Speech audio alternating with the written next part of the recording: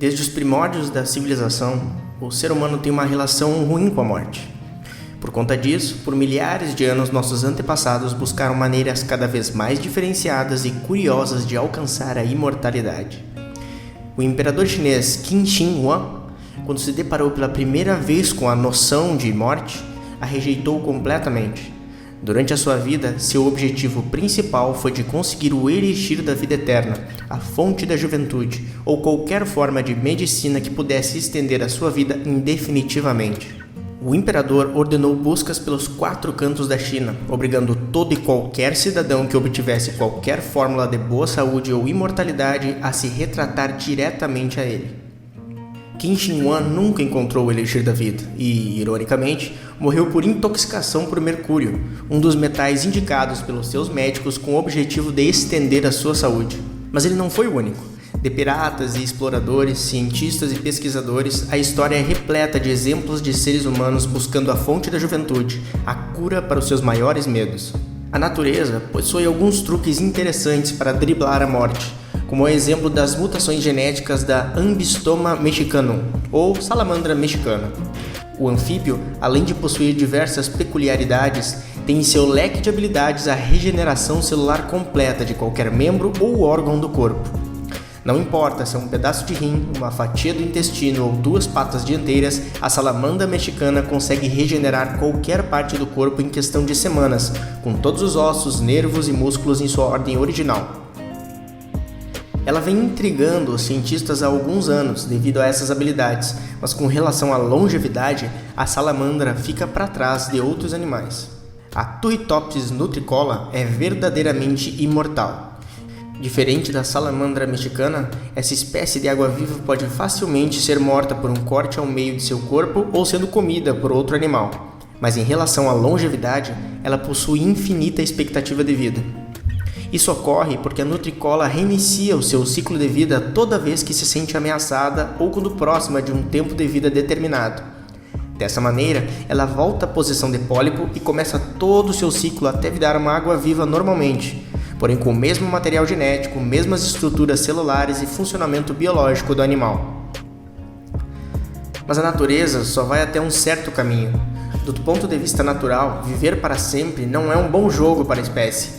Um indivíduo que vive para sempre não apresenta carga genética suficiente para passar para a próxima geração que compense mantê-lo vivo naturalmente falando. A natureza não avalia indivíduos, ela avalia espécies, e por isso a nossa espécie tem prevalecido, mas indivíduos perecem. A Turritopsis nutricola possui essa versatilidade de sobrevivência por se tratar de um organismo muito simples, sem cérebro e altamente frágil, o que faz com que sua capacidade de imortalidade seja praticamente indispensável para a sobrevivência da sua espécie. Já nós, seres humanos, conseguimos garantir a sobrevivência dos nossos através de tecnologia, civilização, industrialização e comunicação uns com os outros. Mas todos esses fatos não fazem alguns pesquisadores desistirem da ideia de ir contra a natureza e a favor do nosso bem-estar. O cientista Dr. Ian Pearson acredita que, se você tem menos de 40 anos hoje, provavelmente só morrerá se pegar alguma doença bastante séria. Caso contrário, acredita ele, a ciência já terá descoberto formas de prolongar indefinitivamente a vida antes que você fique velho demais. Ele acredita também que até 2050 a humanidade já terá alguma forma de viver indefinitivamente, seja farmacêutica ou genética, que garantirá que o corpo trave o seu processo de envelhecimento. Aprofundando brevemente no assunto, o que, segundo pesquisas mais recentes, causa o nosso envelhecimento não é a morte celular. Na verdade, nossas células nascem na mesma proporção que quando somos novos. A única diferença é sua qualidade. Uma célula jovem possui paredes mais resistentes, maior resistência contra vírus e outras ameaças e até mesmo uma forma geométrica mais produtiva para as ações do nosso corpo.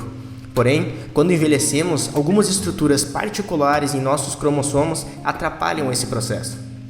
Os telômeros são estruturas na ponta dos nossos cromossomos, como se fossem pequenas tampas, com a função de determinar algumas modificações e processos, proteger o cromossomo e, em descobertas relativamente recentes, determinar o quanto uma pessoa pode viver.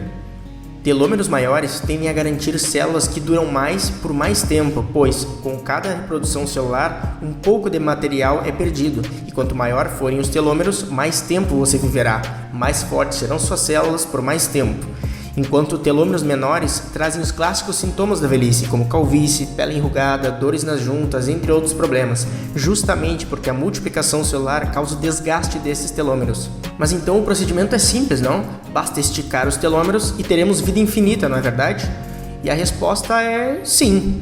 É praticamente isso que pesquisadores da Escola de Medicina da Universidade de Stanford criaram. Um novo procedimento capaz de prolongar artificialmente os telômeros. O processo é complexo e cheio de nomenclaturas científicas, então se você se interessar, vou deixar o link na descrição para uma matéria completa abordando o assunto. A pesquisa é só uma das diversas no ramo e ainda está em fase inicial, mas o interessante é que esse estudo trouxe uma outra visão sobre a imortalidade, nos mostrando o quão difícil é modificar os processos da natureza, pois estes foram estabelecidos há milhares de anos através da evolução, garantindo em 99% dos casos a sobrevivência da nossa espécie. O estudo também verificou que a adulteração do encurtamento dos telômeros envolve alguns riscos. Isso porque, se a divisão celular acontecer muito mais rápido do que a morte celular, é possível obter muito mais células do que o pretendido, o que poderia causar câncer. Algumas pessoas tomam frente diferente no jogo da vida, e ao invés de tentar vencê-los, elas simplesmente param de jogar até que as regras mudem. A criogenia é bem conhecida hoje em dia. Não tão aplicada devido ao seu alto valor, porém traz uma certa esperança para aqueles velhos ou debilitados demais nos dias de hoje para aguardar em vida para alguma cura para a mortalidade. Por isso, alguns indivíduos buscam a criogenia, se congelando a temperaturas incrivelmente baixas com seus corpos preenchidos com líquidos que protegem as células, travando a mortalidade celular e todos os processos para que esses indivíduos possam aguardar até a descoberta da cura de suas doenças específicas ou até a descoberta da imortalidade. Algumas pessoas congelam seus corpos inteiros, outros apenas cabeças, para que pelo menos uma parte do seu corpo pode ser preservada. Há até quem congele-se junto com seus animais ou pets, para que possam nascer junto de novo para o novo mundo. Mas e se você não ligasse tanto assim para o seu corpo? Quais seriam as consequências disso?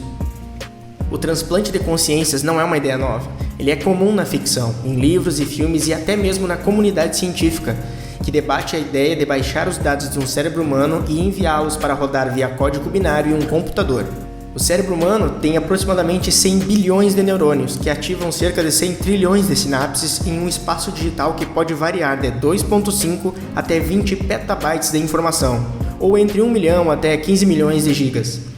A nível prático, não é um problema. Os servidores do Google, por exemplo, possuem aproximadamente 100 milhões de gigabytes de espaço, e gerar mais espaço para um fim tão incrível não seria tão impossível com o financiamento correto.